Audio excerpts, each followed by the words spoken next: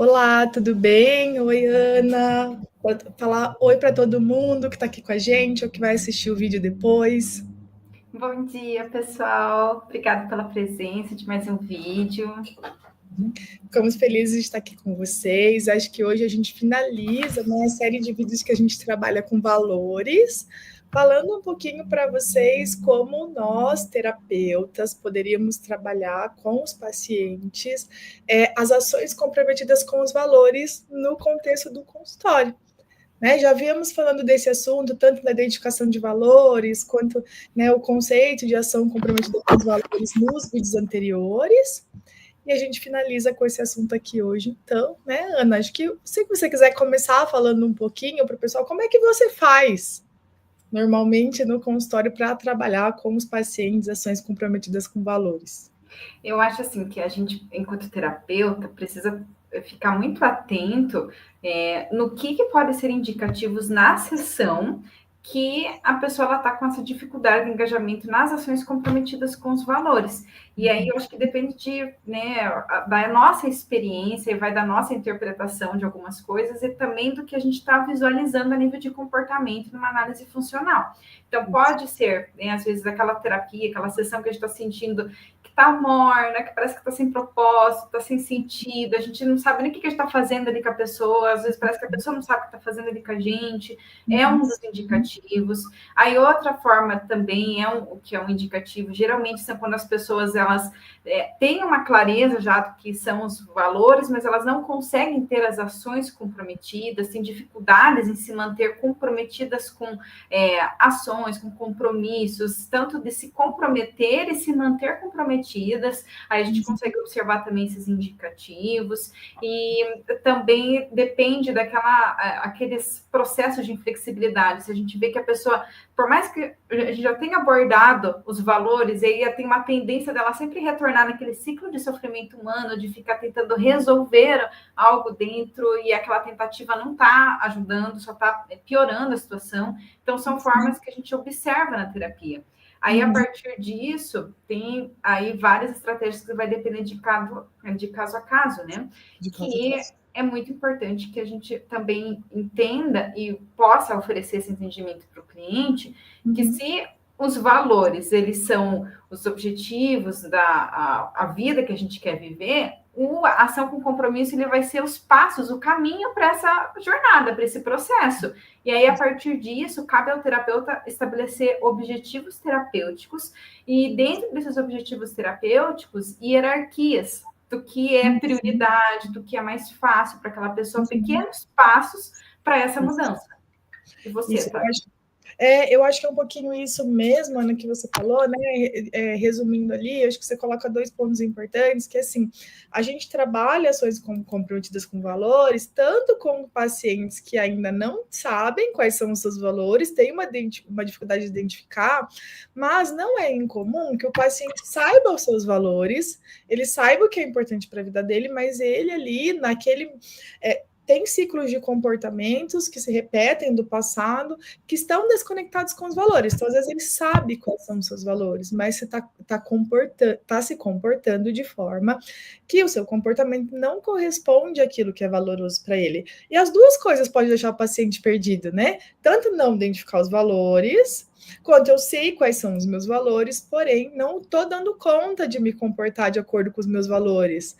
Ou, às vezes, eu até acho que eu estou, né, me comportando de acordo com os meus valores. É verdade. Já Mas aí, escutei sensação mesmo, Tati. Mas eu sei quais são os valores. E eu estou fazendo. Mas, isso. né? Só que daí, quando a gente faz uma análise ali mais acurada, mais profunda disso, você percebe que a pessoa não está fazendo isso, né? Não está se comportando. Ela acha que está e ela pensa que está, e daí ela começa a refletir e analisar que isso não está acontecendo na vida dela. Né? Então, se é o primeiro caso, eu acho assim, olha, a gente precisa ajudar a identificar valores, porque não tem como eu ter uma ação comprometida com os meus valores se eu não identifico quais são. Então, assim, é aquilo que você acabou de falar, né, Ana? Tô bem perdido. Eu não estou feliz com a minha vida, estou me sentindo insatisfeito, não sei para onde ir, né? Mas estou perdido. Agora, pode ser que eu saiba quais são os meus valores, mas eu não estou sabendo muito bem como me comportar de acordo com eles. Ali é um outro caso, daí a gente não vai trabalhar a identificação de valores, às vezes os valores já estão bem identificados.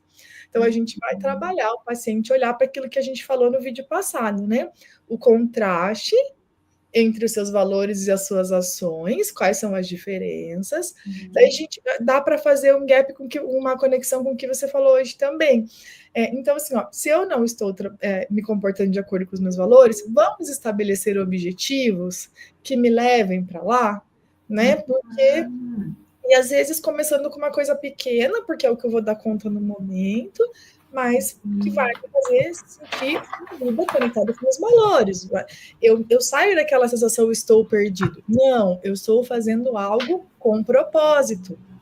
Por mais que ele seja. É saber do porquê, né? Que é por isso que é muito importante a gente fortalecer os valores, porque eu acho que é bem aquela frase da Alice do País das Maravilhas, né? Se eu não sei para onde eu quero ir, qualquer caminho serve. Então, se tiver fortalecido este ponto, esse aspecto, aí a gente consegue trabalhar objetivos para isso, né? Para que a pessoa, às vezes, ela consiga entender dos porquês. Vai ser necessário, às vezes, passar por algumas dificuldades, passar por ações que vão trazer, às vezes, alguns eventos encobertos desconfortáveis, e aí, junto, nós, enquanto terapeutas, vamos trabalhando esse aspecto dos outros processos de inflexibilidade psicológica também, para manter essa pessoa comprometida com a vida que ela quer viver. Isso, porque às vezes os outros processos de inflexibilidade psicológica, eles acabam sendo obstáculos para aquele indivíduo conseguir viver uma vida conectada com os valores.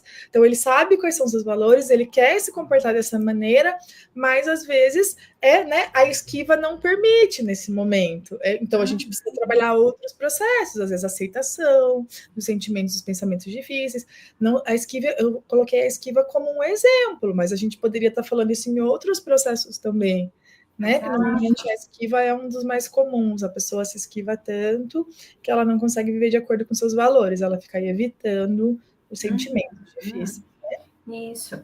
E eu acho assim, para nós, enquanto terapeutas, é muito importante também, acho que a gente ficar muito alinhados com o paciente desde o primeiro momento, mas se isso vai se perdendo, que às vezes é uma terapia de longa data, refazer objetivos terapêuticos, porque para nós também nos dá um norte, porque a gente pode ter claro sobre algumas demandas, mas é importante que a gente também trabalhe com as preferências do cliente, né? E isso fortalece o vínculo também, porque se a gente só fazer o que a gente acha que precisa ser feito, às vezes a pessoa também não tem essa consciência, e ela precisa estar conectada também com essa sintonia do processo terapêutico. E aí, juntos, definirem esses pequenos passos. Tá, então esse aqui é o objetivo maior, viver uma vida com mais respeito, por exemplo. Né? Uma vida respeitosa. Para mim é valoroso viver uma vida respeitosa.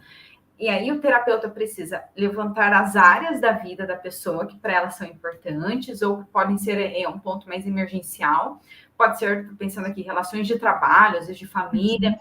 Levantar com o cliente qual é a área que ele quer começar a abordar mais, aprofundar mais, e a partir disso trabalhando os comportamentos que vão nessa direção de uma vida mais respeitosa. E aí, isso envolve se respeitar também nas relações familiares, isso envolve ações respeitosas com os outros, é sempre essa troca de perspectiva, tanto com ele quanto com as pessoas que o rodeiam. Então, por isso que esses objetivos, eles precisam ser específicos e mensuráveis, para que a pessoa consiga ver, sentir na prática a diferença da sua ação, né? A experiência. Eu acho que isso é essencial, assim, né? Que a terapia seja sempre sobre as necessidades e vontades do paciente, né? Então, a gente não vai... Quando você fala de hierarquia de valores, que acho que você comentou isso no começo, então, assim, e também, assim, o paciente decidir qual área da vida dele que é mais importante para ele no momento, porque, às vezes, nós sempre temos algumas áreas da nossa vida que a gente considera que, nesse momento, estão sendo mais críticas, né? Às vezes é o trabalho, às vezes é um relacionamento, às vezes é a vida social. Então, qual é a área para o paciente? Porque a terapia é sobre ele, sobre os valores dele, senão a gente está colocando os nossos como terapia. Exatamente. E aí eu acho que é para a gente também esse olhar de quais são as nossas ações comprometidas com os nossos valores, com os nossos clientes também, né? Que às vezes a gente também precisa ter algumas ações que para nós são muito difíceis, de ter conversas difíceis, dar feedbacks, chamar ali a atenção para uma observação de algo que está acontecendo, inclusive na própria sessão, e que para nós também pode ser que gere muito desconforto, mas são as nossas ações comprometidas com a terapeuta que nós valorizamos ser, né? E o quanto isso também é extremamente terapêutico para a pessoa, ter essas ações no momento presente da sessão. Uhum. Com certeza, assim, eu acho que assim, tanto para o terapeuta quanto para o paciente, eu acho que assim, não é incomum em alguns momentos, né, falando em hierarquia de valores, que dois dos nossos valores ou mais entrem em conflito. Porque às vezes a gente precisa fazer algumas escolhas, algumas decisões ao longo da nossa vida, de como se comportar, ou como agir, que vão entrar em conflito dois ou mais valores. Tá? Então, assim, eu vou dar um exemplo, acho que para ficar mais claro, da minha vida pessoal. Tá? Tem um momento na minha vida que eu já trabalhava na PUC, já era professora, tal, e surgiu uma possibilidade de um processo seletivo para eu dar aula na Federal. Né? E eu me lembro que eu pensei, faço, não faço, eu tinha só uma filha, minha primeira filha era pequena na época, tinha em torno de 2 anos, e daí eu falei assim, fiz, eu falei, vou fazer e vou ver o que vai dar, depois eu faço uma escolha, uma decisão, né?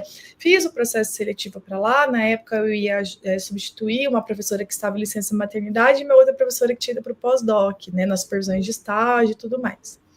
E fiz o processo seletivo, resultado, entrei no processo seletivo, e daí eu tinha que tomar uma decisão, né? Uma decisão que para mim, uma área que é muito valorosa na minha vida é o trabalho, porém eu tenho um valor muito importante também na maternidade, e a decisão de assumir essa vaga de professora temporária lá na Federal, ela iria me fazer que eu ficasse menos tempo disponível para minha filha. Né? Então, eu tive que tomar uma decisão que foi uma decisão muito difícil, porque eu tenho esses valores, dois valores muito fortes, muito importantes para mim, mas eu queria muito do lado profissional ter a experiência de ter dado aula numa universidade federal para ver como é que era, uma universidade pública, e eu acabei tomando a decisão de ir, mas foi uma decisão muito difícil. Mas uma decisão pautando todas as questões, né? Tipo, olha, são só 6 meses, né? 6 meses num calendário letivo viram 4, né? Então, assim, são só 4 meses. Vou ficar menos tempo com a minha filha, mas é uma questão momentânea. Eu posso, né, suprir isso em outros momentos da semana, não precisa ser todos os dias. Mas foi algo que era muito importante para mim viver. Né? É algo conflituoso, pensando em hierarquia de valores. E eu acho que isso é só um exemplo de como isso aparece na vida da gente, dos nossos pacientes, todos os dias. E hoje, quando eu olho para trás e vejo essa experiência, que já faz muito tempo, então, assim, a minha filha mais velha hoje, que naquela época tinha 2 anos, hoje tem 9, então já faz muito tempo que isso aconteceu. Mas hoje, assim, eu olho para trás e fico muito feliz que eu tomei essa decisão, sabendo que ela me trouxe sofrimento em alguns momentos da vida, porque para mim foi muito importante ter vivido isso, até para eu poder afirmar outras escolhas da minha vida, porque eu dando aula numa universidade pública e uma universidade privada, eu percebi que eu não queria dar aula numa universidade pública. Que não era o meu perfil, que eu me identificava muito mais com a universidade privada a qual eu me trabalhava, né, em termos de organização de trabalho. Então, foi uma experiência muito importante ter vivida, e eu acho que coloca um exemplo de como, às vezes, a gente precisa olhar, mesmo que seja momentâneo, porque eu acho que o paciente, às vezes, e a gente também, às vezes pensamos assim, ó, então você escolheu o trabalho em vez de você escolher a maternidade. E às vezes essa escolha vem com muita culpa. Né? Mas aí essa hierarquia de valores, ela é momentânea. Naquele momento, viver aquilo é importante, porque foi uma oportunidade que apareceu naquele momento. E aí, a importância de manter a ação comprometida com o valor que é momentâneo, porque eu acho que isso também é uma coisa muito da ACT, que é a compreensão que nada é estático, nada é para sempre, tudo muda constantemente. Né? Então, nós temos a chance, a oportunidade da nossa experiência humana que tudo muda. Então, eu acho que se manter comprometido com os valores e ter essa consciência de que talvez o desconforto pode ser momentâneo também. Da mesma forma que às vezes a pessoa ela tenta aliviar rapidamente, momentaneamente, algum tipo de desconforto, compreender que ele não vai ser eterno, ele não vai ser para sempre, também fortalece que a pessoa ela se mantenha nas ações comprometidas com os valores. Isso mesmo. Pensando assim, olha, eu passava naquele momento, naqueles meses, algumas horas do dia a mais trabalhando, que no passado eu passava com minha filha, sim, mas era importante para mim viver aquela experiência, e isso não acontecia todos os dias, e não aconteceu para o resto da minha vida, né? Então, assim, são valores importantes. Tinha dias que eu passava final de semana, tal, me dedicava bastante a ela, muitas horas. Então, assim, a gente precisa olhar para esse lado também para fazer essas escolhas, né? Entendendo que em alguns momentos, alguns valores vão estar numa hierarquia mais alta pela oportunidade ou pelo próprio momento, pelo contexto que apareceu, mas que isso não é algo estático, que isso é dinâmico. Isso. E quando a gente fala de hierarquia também, Tati, é importante a gente só fortalecer a ideia que a hierarquia ela também é para os níveis de comportamento da pessoa, não somente dos valores, do que seria às vezes ali a hierarquia do momento do valor. Mas se eu quero traçar objetivo junto com o meu cliente, para que ele tenha ações mensuráveis, palpáveis, possíveis de serem feitas, eu também preciso colocar em hierarquia os níveis de comportamento com ele. Então, por isso que uma análise funcional é muito importante ser feita por parte do terapeuta, avaliar os comportamentos e as funções dos comportamentos e ver qual seria, junto com a pessoa, depois dessa conversa feita, qual seria, às vezes, o caminho que ele dá conta naquele momento de seguir e persistir. Porque uma coisa é a gente avaliar junto com ele e pensar assim, eu quero viver uma vida, estou pensando aqui, mais organizada. Organização pode ser um valor. E aí isso vai entrar o quê? Em organização, às vezes financeiro, às vezes vai entrar em rotina, às vezes vai entrar em vários aspectos da vida de organização. E a gente tem que ir pelo mais fácil. Se para a pessoa é o mais difícil o financeiro, esse eu vou deixar por último. Que se a gente colocar como primeiro objetivo a área da vida de organização financeira dessa pessoa e colocar ele já de imediato, a chance de dar errado é muito grande e da pessoa ela não ver assim, o valor reforçador da sua ação comprometida com o valor. Então, estabelecer com o cliente, por onde é mais fácil? Vamos organizar sua rotina diária? Você acha que isso é possível? Você acha que você dá conta? Nesta semana, dessa semana até a próxima, o que você consegue fazer? Vamos levantar juntos e traçar aqui coisas palpáveis, para que na semana que vem a gente fale melhor sobre isso, como foi a sua experiência. Então, não adianta esperar que a gente também tenha a nossa expectativa de ações grandiosas. A gente também tem que partir do pressuposto que é um processo novo de repertório que está sendo ensinado. Então, a pessoa precisa fazer junto com o terapeuta esses pequenos objetivos de uma semana para outra, baseado naqueles valores para ela. Então, isso também entra na hierarquia. O que é mais fácil, o que é possível no momento, o que essa pessoa dá conta, para que a gente consiga mostrar e ele sentir a experiência do valor reforçador da sua ação. Isso. E eu acho que assim, também é muito importante a gente, como terapeuta, segurar a nossa ansiedade, a nossa expectativa, porque assim, eu falo isso muito para os meus supervisionandos, né? Eu vejo assim, a gente normalmente é comum que o terapeuta espere mudanças do paciente. Então, o terapeuta diz assim: ele já entendeu que os valores, as ações dele não estão comprometidas com os valores, então agora ele vai mudar. Veja, são dois processos diferentes, cada paciente tem o seu tempo e as suas dificuldades. Então, assim, não significa que se o paciente entendeu que suas ações não estão conectadas com os valores, que imediatamente ele vai realizar uma mudança da vida. Para alguns pacientes, inclusive, esse processo entre identificar que ele precisa realizar alguma mudança para viver uma vida comprometida com seus valores e realizar a mudança em si, é um processo longo, tá? Que eu acho longo, porque ele precisa primeiro entender, ele vai ter que lidar com isso, dependendo do padrão de comportamento, das dificuldades que ele tem. Das barreiras que vão surgindo.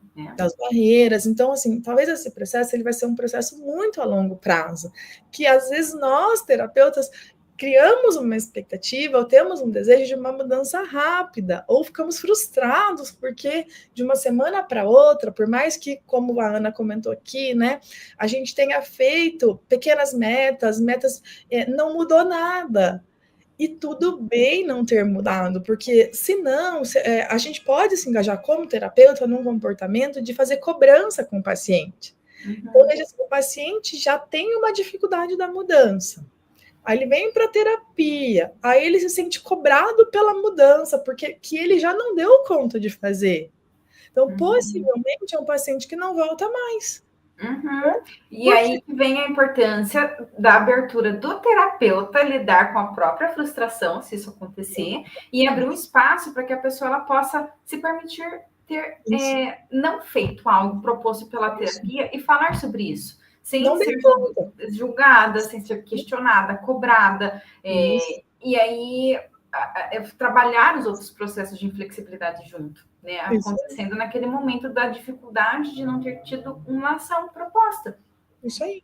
Não dei conta naquele momento, talvez eu precise de mais tempo para processar isso. Primeiro, talvez o paciente precisa entender ainda a importância dessa mudança, porque onde ele está é desconfortável, mas talvez mudar também seja extremamente desconfortável, então ele ainda precisa entender isso. Né? E aí não é, a gente não está falando de um mês de terapia, né? A gente está falando de um processo, que as ações comprometidas, elas possivelmente vão surgir depois de um tempo de terapia, né? Porque precisa que os outros aspectos do Hexaflex estejam mais fortalecidos também, principalmente a área de valores. Então, eu acho que isso é uma parte importante para a gente conversar e para os terapeutas lidarem, porque eu sei que tem muito terapeuta por ali que eu converso, que eu supervisiono, que se coloca essa pressão, né?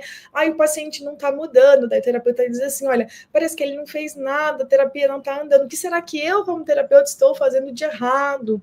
Né? Coloca uma pressão muito grande nele mesmo, e talvez o paciente só precise de mais tempo para entender a situação, né? Nem sempre, claro que é sempre importante, a gente sempre tem que fazer essa reflexão. Será que eu estou fazendo algo?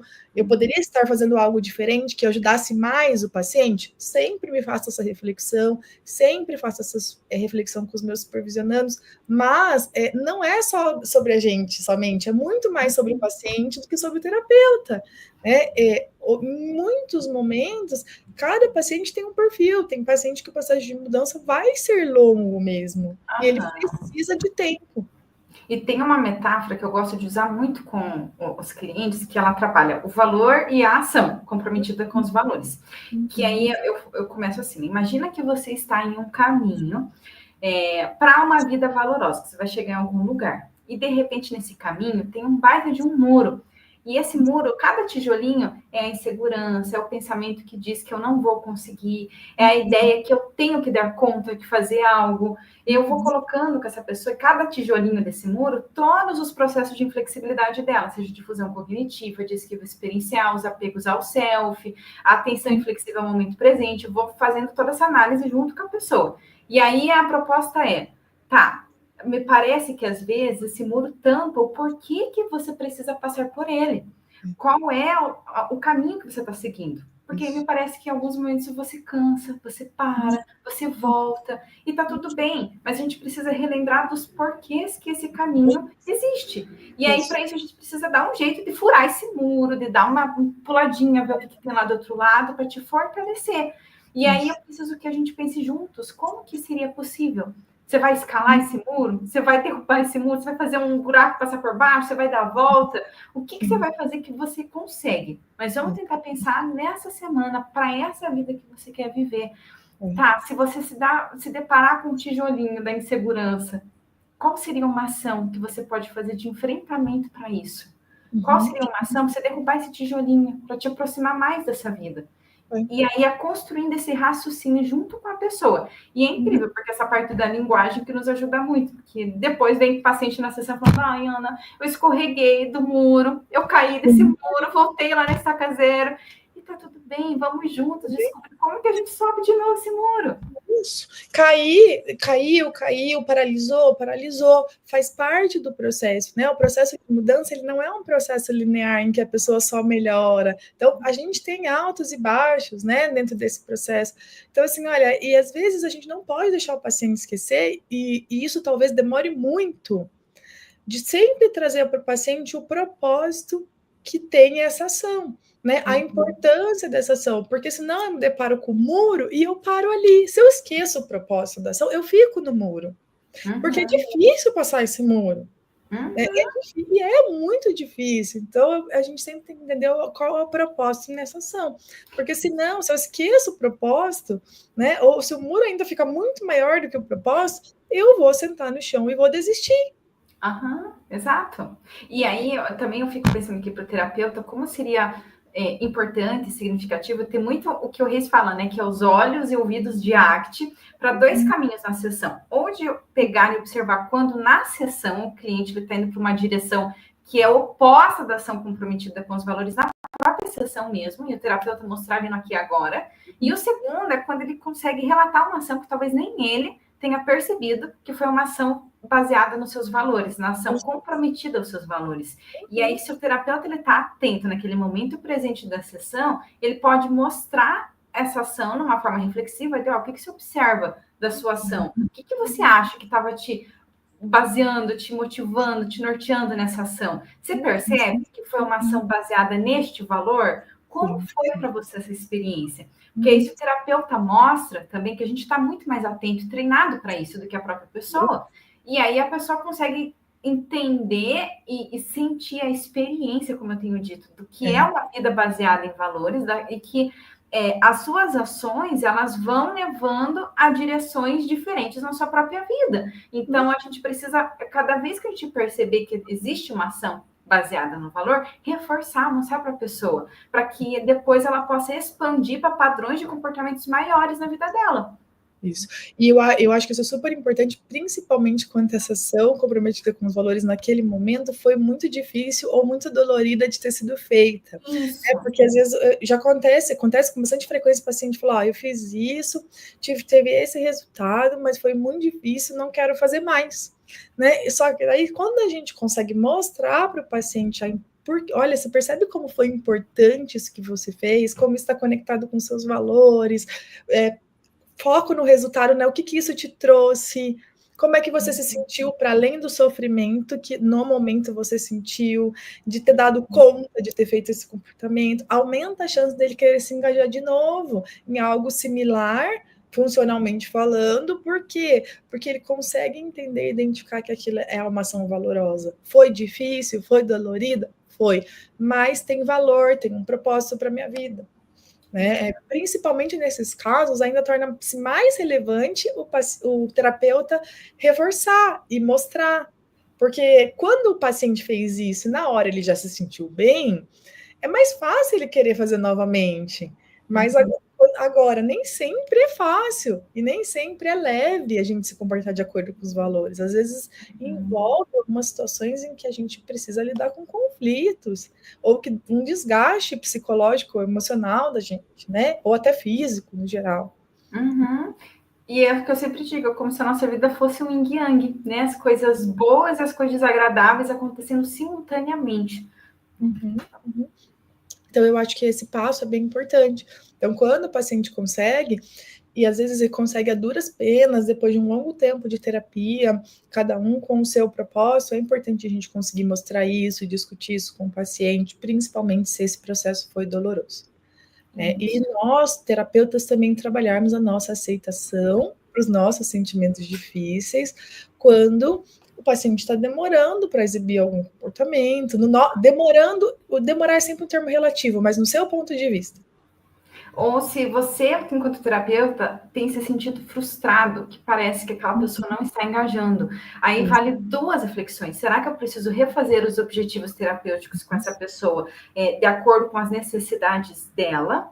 Ou será que eu também preciso abrir um espaço para o meu processo de inflexibilidade psicológica, que pode ser que envolva a minha ansiedade, que pode ser que envolva os meus padrões de comportamento, problema também, de às vezes querer as coisas imediatas, de querer fazer as coisas acontecerem.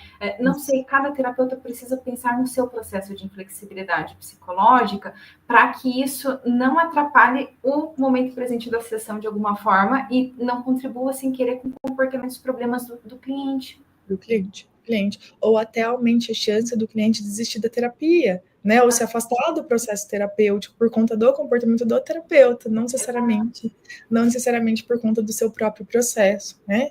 Eu acho que esse lado é bem importante a gente refletir também, e isso vai ser uma reflexão individual, tanto a reflexão individual de cada um dos terapeutas, quanto uma reflexão individual para cada um dos pacientes, por isso a importância da análise funcional, de olhar para cada um dos casos, porque tem alguns casos até que para a gente trabalhar, né, a ação comprometida com os valores, existe um preconceito muito grande, às vezes, com as terapias comportamentais no geral, que a pessoa fala assim, ó, se você quer trabalhar ação comprometida com valor, então vamos direcionar uma intervenção para isso. E às vezes, dependendo da análise funcional que a gente fizer, para aumentar a chance do paciente exibir uma ação comprometida com valor, não é diretamente nisso que eu vou trabalhar, eu vou ter que trabalhar em outros processos para que esse seja um comportamento passível de mudança. Né? Então, mas isso que outros comportamentos, que outros processos? Não sei, porque quem vai nos dizer isso é a própria análise funcional de cada um dos casos. Então, às vezes, a gente precisa reduzir a aversividade de outros campos da vida da pessoa para que ela consiga aceitar mais o desconforto e se engajar em ação comprometida com os valores. Isso é só um exemplo, mas, assim, cada paciente vai ter o seu processo diferente do outro. A gente não faz assim, somente intervenções muito diretivas, direto ao foco, né? Acho que a análise funcional está ali para mostrar para a gente esse outro lado. Isso mesmo. E aí, quem quiser, eu acho que explorar mais esse passo a passo, entre aspas, de como fazer as ações comprometidas, como conseguir estabelecer o que poderia ser ações comprometidas, acho que tem 2 livros muito importantes. Um, eu acabei de pensar aqui, que é de terapias comportamentais clínicas, eu tenho que só rever o nome certinho, mas depois eu vou deixar a referência na descrição do vídeo, que tem um capítulo que ele é específico de análise funcional. Então, ele ajuda muito a construir esse raciocínio de análise funcional.